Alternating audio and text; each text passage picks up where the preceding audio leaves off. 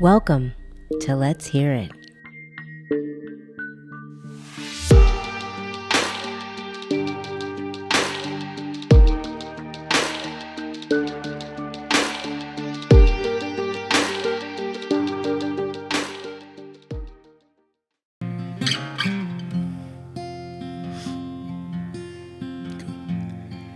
A little chill stuff to start it out. Yeah. Wes Weber, how you doing, brother? I'm doing good. Gabe, yourself? Man, I'm doing well. I appreciate you making the drive, and I thank God you weren't in any of those accidents.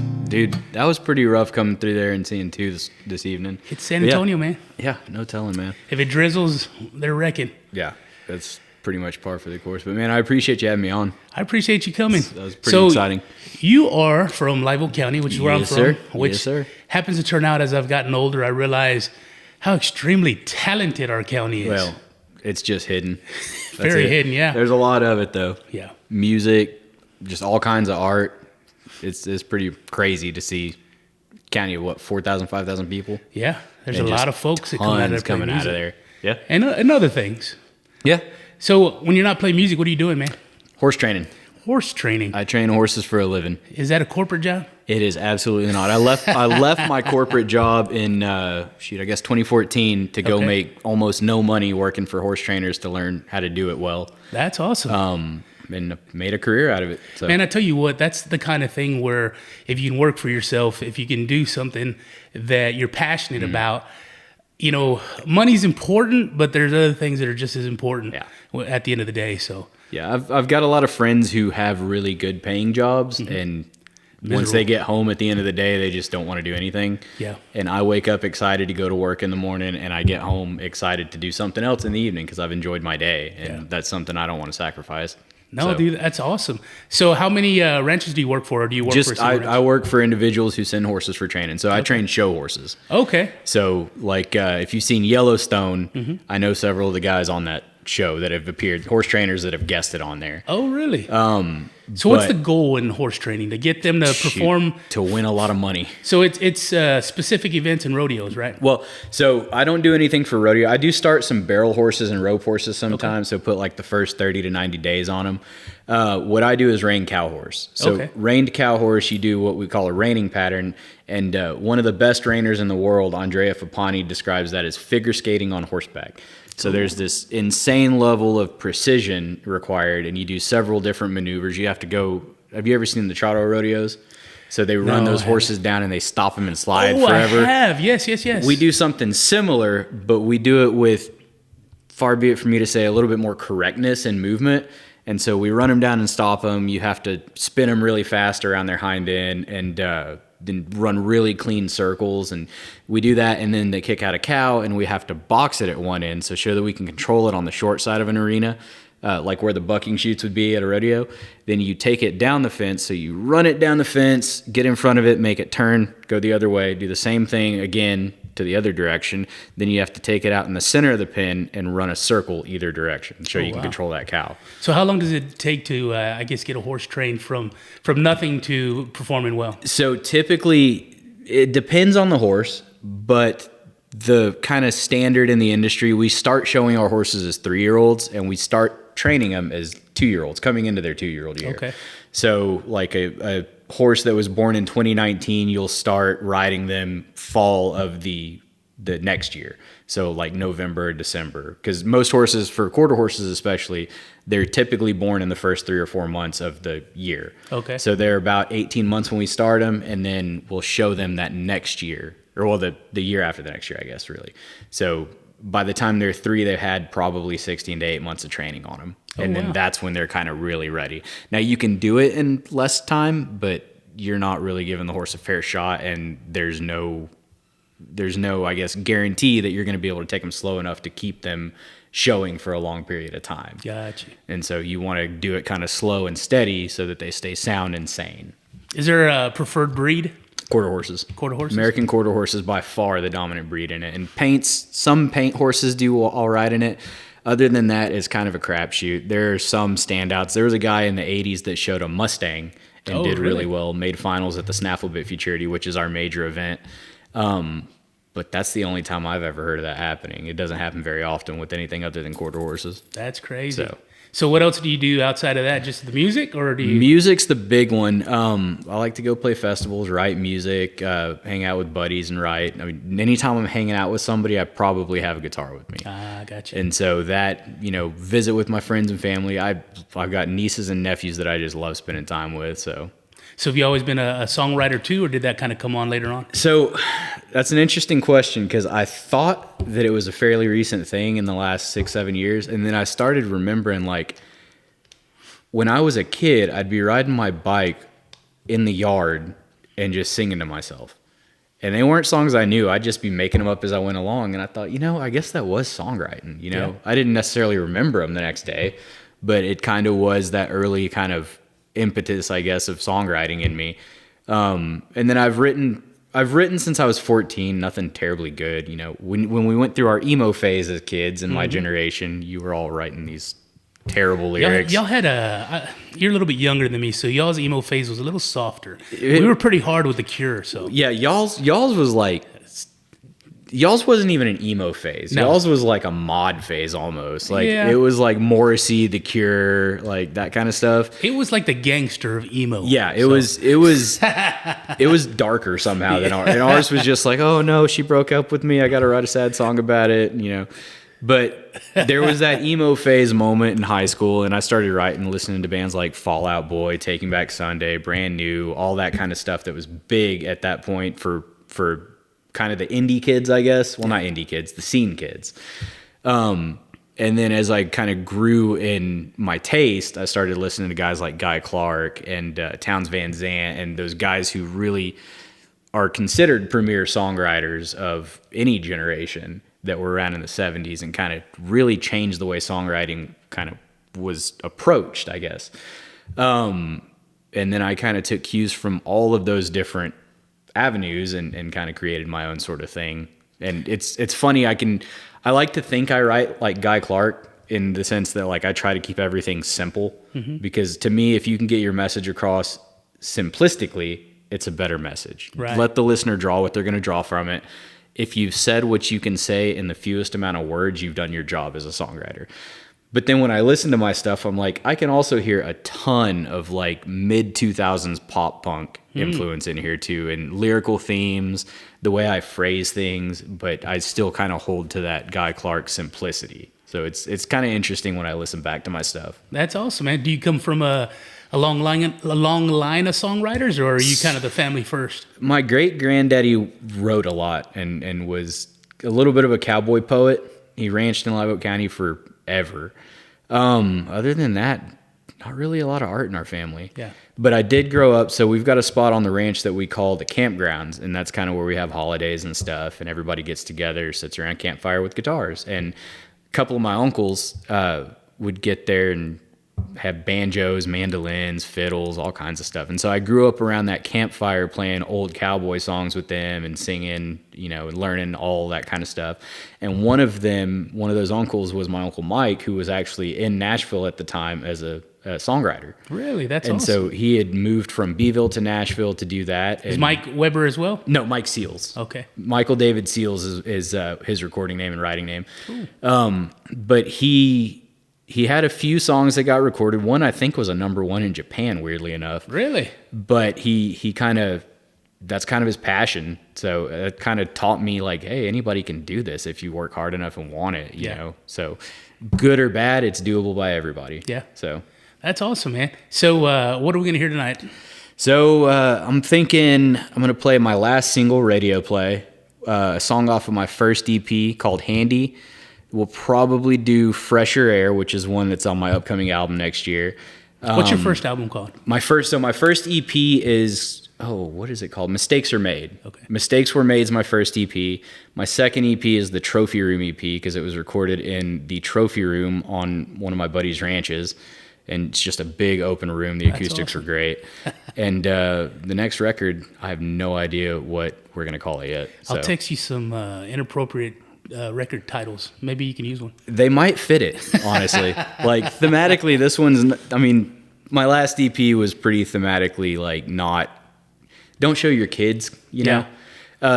This record's gonna have a couple of things on there that aren't necessarily adult themed, but don't show your kids. Right. So, Well, what is some of the? I guess when you're writing a song or you're playing music, or is it? Of course, it's for yourself, but it's also for the fans, right? So, in your music, what do you think you convey best to the fan listening? so what I try to do is I don't care necessarily what somebody takes out of a song. That's between them and the song. That's not my prerogative. What I try to do is write something and play something and even sing something in a way that makes the listener feel something at all. Like if you hear the song and you feel like sad, okay, well then I've done my job, right? Like it doesn't necessarily matter if I intended that to be a sad song. As long as that listener has some emotional connection to that song, that's what matters to me in songwriting. Do you find yourself trying to convey those emotions through your lyrics, or through the guitar playing, or is it a combination of both? So it's kind of a combination, and also there are some songs I write where the lyrics are deep and kind of melancholy, and then the music is kind of uplifting and happy. So it's kind of just bipolar. A crapshoot. Yeah, there's this weird dichotomy in some of them where it's like this is such a happy song and it sounds so sad, or this is such a sad song but it's very uplifting. Like you think about Tracy Chapman's Fast Car, right? That's a great song. Like it's not a sad song. The first time you listen to it, it's a sad song because you're hearing the chords and the structure, and it's very kind of down. But like it's kind of a very hopeful song. Like you've got a fast car, I've got a ticket to anywhere, maybe we can get out of here. Like it's a hopeful song about the future, but when you listen to it, you're like, God, this is so slow and sad. Well, it's funny because that song in particular, it's like there's hope in it, but there's only hope in it because of all the turmoil that's in the beginning of the song, and it's like I guess it's pretty typical that you need to have that down to get the up, or the up to get the down. Here's the thing, right? It's like, people say, what is darkness? All it is the absence of light. You can't have darkness without light. You can't have light without darkness to delineate what light is, right? Kind of like death is what makes life matter. If we didn't die, Jason Isbell has that wonderful line, if we were vampires and death was a joke, we'd sit out on the front porch and smoke, right? That line to me is, if death wasn't a thing, why would life matter? Yeah. Right? Because there's nothing to worry about if we can't die, right? Yeah. And so it's that same sort of dichotomy in anything in songwriting to me. Like there has to be up, there has to be down, there has to be left, there has to be right. There has to be opposites that give everything meaning. And to me, that's life. Yeah. Right? Like that's everything. If you fall, okay, well, why did you fall? Because you tried something. Right? Whether it was jumping off a cliff or like you failed professionally, like you tried something, it didn't work, and so something else brought you back to earth, right? So that dichotomy to me, like it's life. So what better way to put it into the world than in song? And it's what makes music relatable to me. So well, that's awesome, man. Well, Wes Weber, welcome to Let's Hear It TX. I'm excited to have you, a local Live Oak County boy. Ladies and gentlemen, damas y caballeros, Wes Weber. This song is for any girl who's ever loved horses.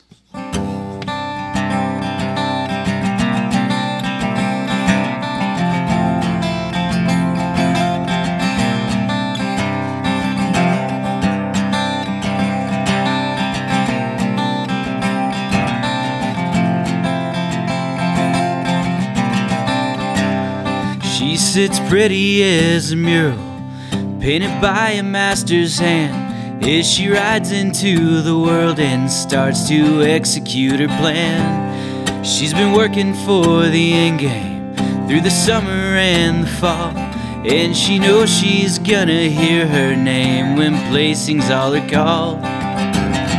That girl's a hand like you wouldn't believe.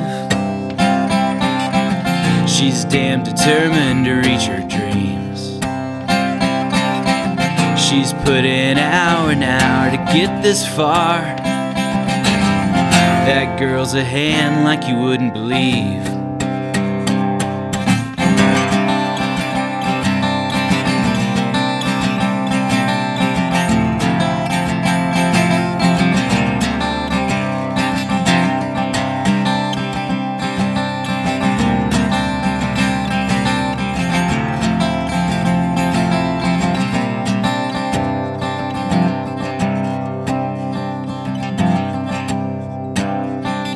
as she throws her leather over and it lays across his back. She sits and thinks for just one moment of bad rides and broken tack, but that leaves her mind as swiftly as the nerve she's never shown as she climbs aboard that baldy and claims that buckle for her own. That girl's a hand like you wouldn't believe. She's damn determined to reach her dreams. She's put in hours and hours to come this far. That girl's a hand like you wouldn't believe.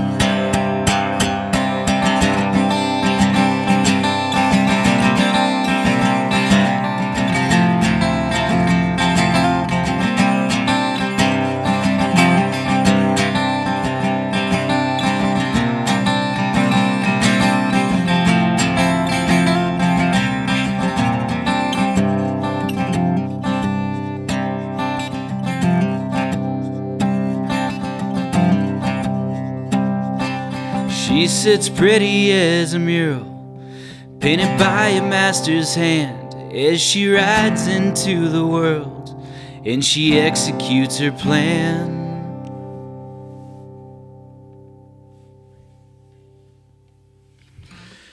So, like we talked about, I'm a horse trainer by trade, and one of the things you never hear in country music is a song about horse show girls or horse show guys, horse show anybody. It's all rodeo this, rodeo that, which I appreciate rodeo as much as the next guy, but I feel like the people I train for and the people I know from my professional life are underrepresented in the Western community, even though really they are the bigger portion of the Western community. There are more people showing horses than going to rodeo and spending money in that side of the Western world.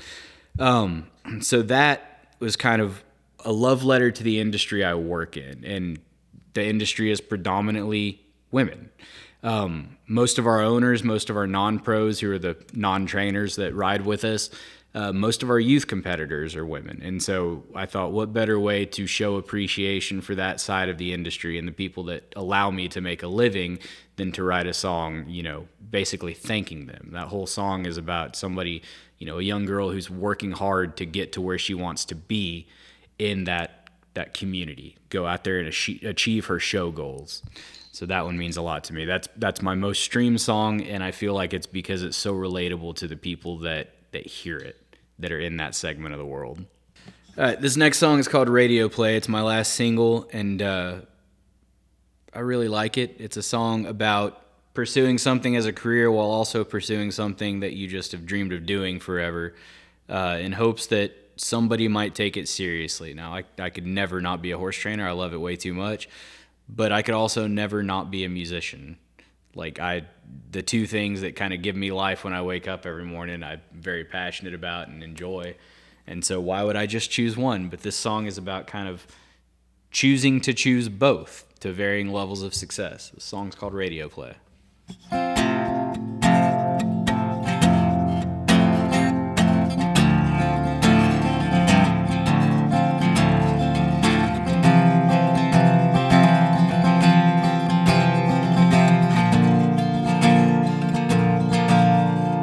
So here's to taking a leap of faith I never could when I was 17, to putting it all on the line and not caring where the road may lead.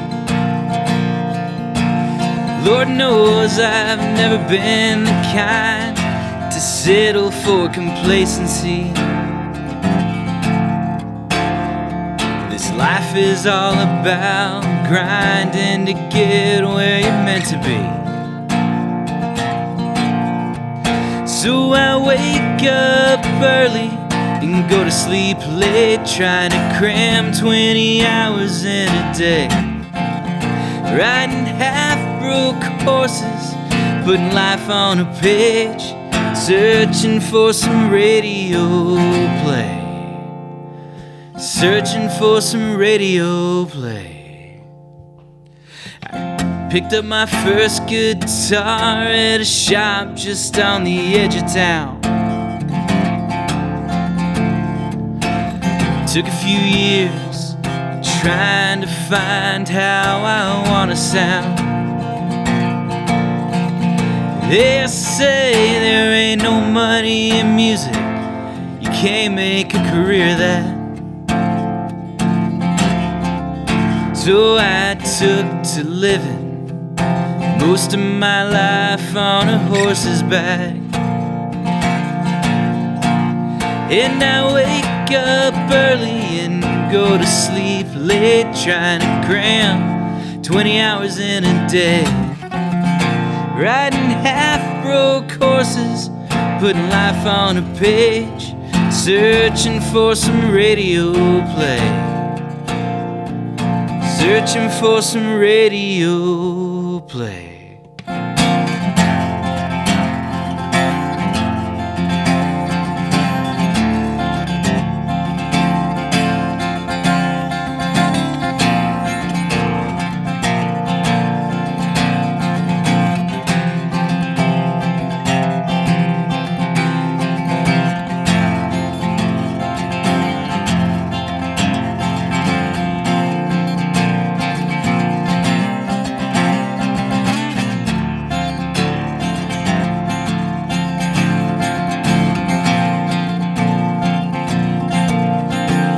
Well, I wake up early and go to sleep late, trying to cram 20 hours in a day. Riding half-broke horses, putting life on a page, searching for some radio play.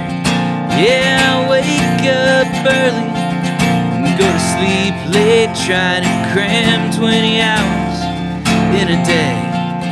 Riding half-broke horses, putting life on a page, searching for some radio play. Searching for some radio play. Here's to taking a leap of faith I never could when I was 17. To putting it all on the line, not caring where the road might lead.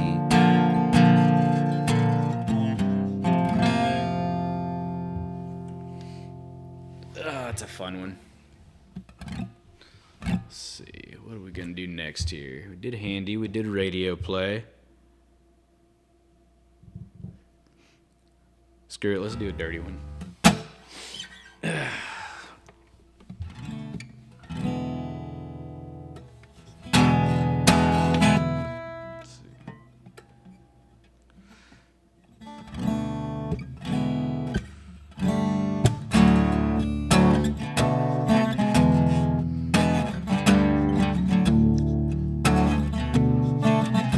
Parents, definitely do not let your kids learn this song.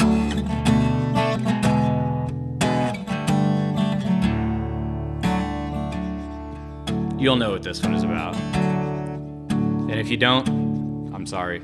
For you, not for me. With those shiny silver bracelets from a store just up the road, yeah, I finally went and got them. Would you like to try them on? Yeah, they fit your wrist so pretty when I finally snap them closed. They catch the candles glow just right when they start to strike your pose. Yeah, you were right. Everything looks better wrapped up tight in silver bracelets.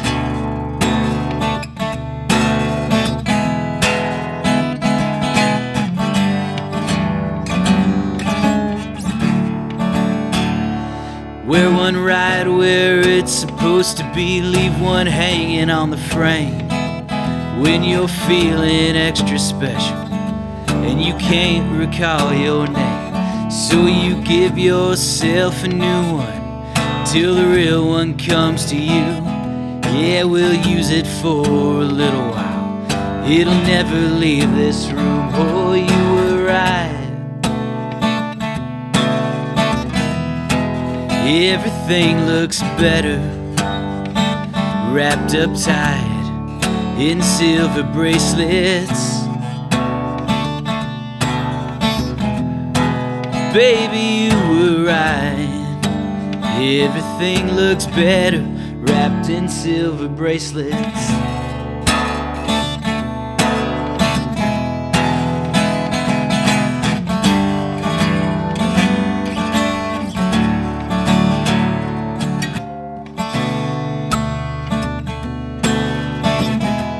Yeah, everything looks better wrapped up tight in silver bracelets. Baby, you were right. Everything looks better wrapped up tight in silver bracelets, in silver bracelets, in silver bracelets.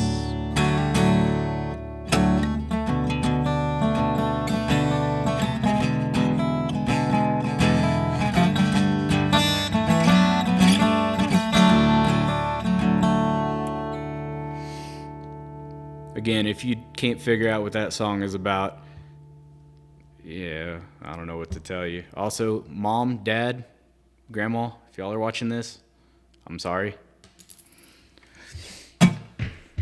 Let's see.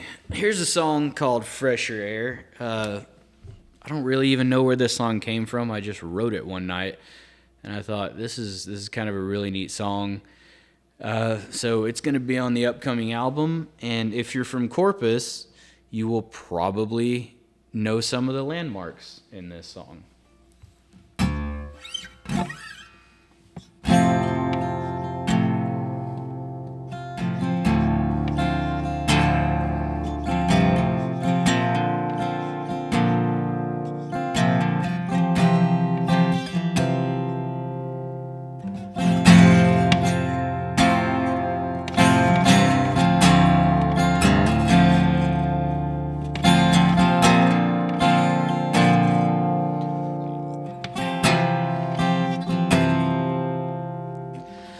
I don't roll the windows down except to feel the breeze that finds me staring at the dashboard where she used to rest her feet. The AC in this damned old Dodge never really did work right, so she'd turn the crank for fresher air on those hot July night drives. Can someone find me fresher air? It's gotten hard to breathe with every single breath I take. I find a memory of her singing along to Fleetwood, those drives to Austin too. I'm not searching for a miracle, just some fresher air will do.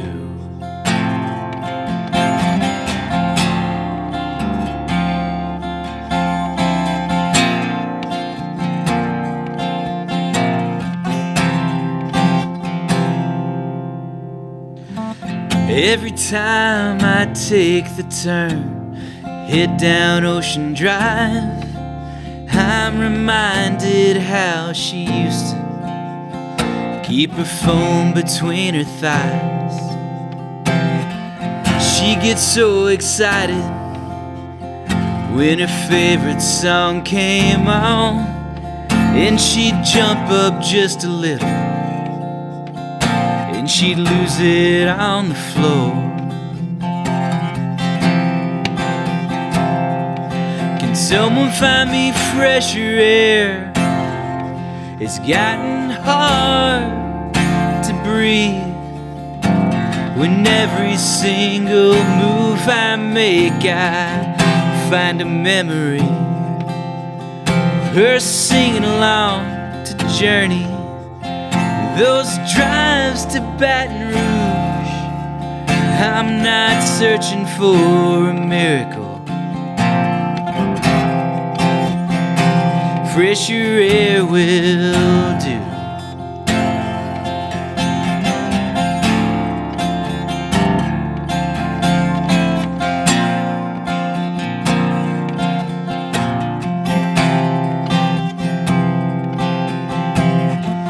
Sometimes I wake up and think those memories are gone.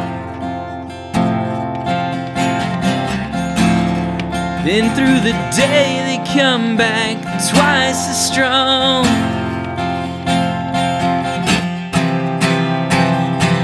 Can someone find me fresher air? It's gotten hard to breathe.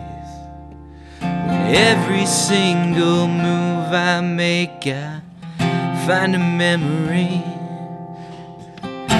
Singing along to Fleetwood, those drives to Austin too. I'm not searching for a miracle. Can someone find me fresher air? It's gotten hard breathe. Every single move I make, I find a memory. Her singing along the journey, those drives to Austin too. I'm not praying for a miracle. Oh, can someone find me fresher air?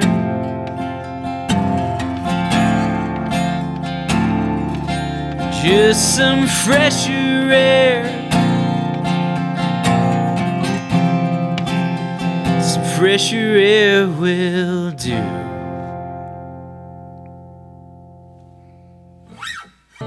This is a song that everybody's probably singing internally whenever they are in a failed relationship and they get home and their girlfriend or boyfriend's moved out and all their crap's gone with them. So this is called Pins and Needles.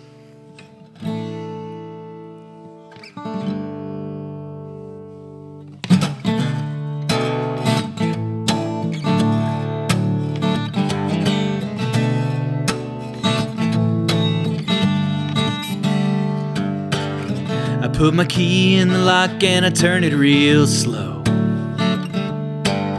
'cause I don't know if I'm ready to open that door. Yesterday you told me you were packing your bags, finding a new place and not coming back. I know I'm not ready to see what's in this empty old home. It's all pins and needles, scratching lyrics and dreaming of new tattoos. All the while I'm really just thinking about you and what we've become. You listen to the Beatles, trying twice as hard to forget my name. Believe me, I wish that I was doing the same, but I'm just sitting here waiting on pins and needles.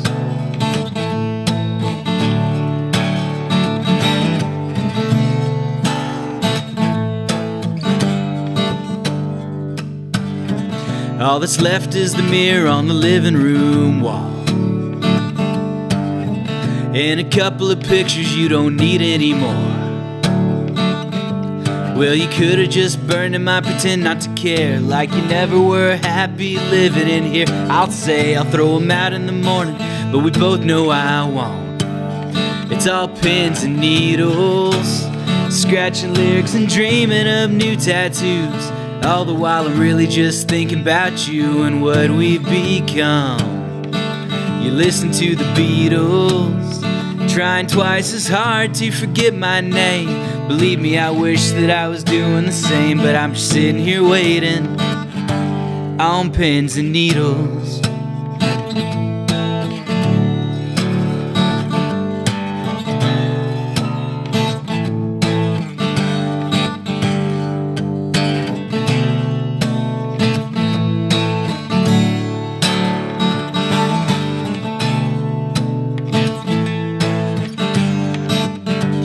It's all pins and needles, scratching lyrics and dreaming of new tattoos. All the while I'm really just thinking about you and what we've become. You listen to the Beatles, trying twice as hard to forget my name. Believe me, I wish that I was doing the same, but I'm just sitting here waiting on pins and needles.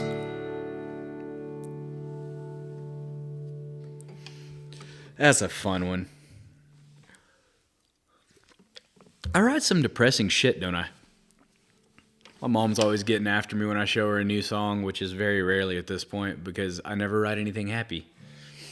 So here's one that's not sad, but is a little bit messed up. The song is not autobiographical and not actually about anybody in Wilson County. It's just a fun song I wrote. So here we go.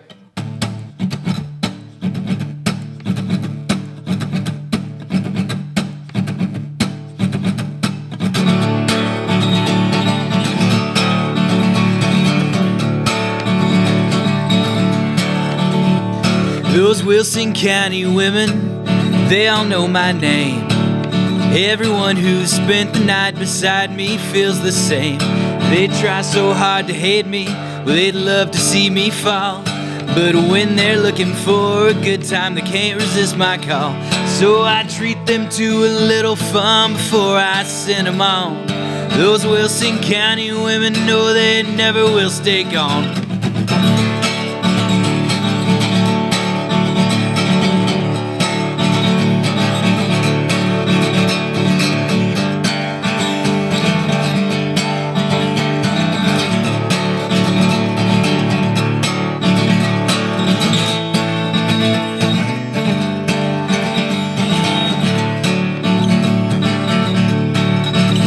Well, the men of Wilson County, they all want me dead. They've been trying to hunt me down, they got bounties on my head. Well, I take it they ain't thrilled that I've been fooling with their wives. If they're not gonna do it, then I'm happy to oblige. But they're never gonna catch me once I hit that county line. No, the men of Wilson County, I love to hear them whine.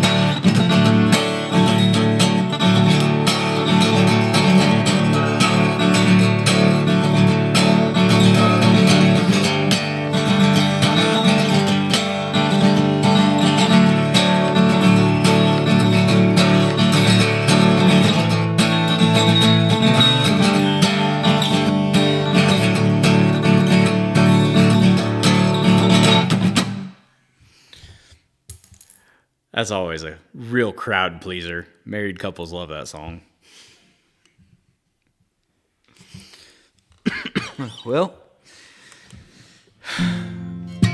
so I guess it's been a pleasure being on here on Let's Hear It TX. And, thank you, Gabe, for having me on. Really appreciate it. And if anybody wants to follow me on socials, you can find me on TikTok at Wes Sings Sometimes. That's WESSINGS Sometimes, spelled the conventional way. On Facebook, Wes Weber Music. And on Instagram, also Wes Weber Music. And new album comes out next year. I've got 2 EPs anywhere you can listen to music. And look forward to seeing what y'all think of the new tunes or the old ones. Let me know.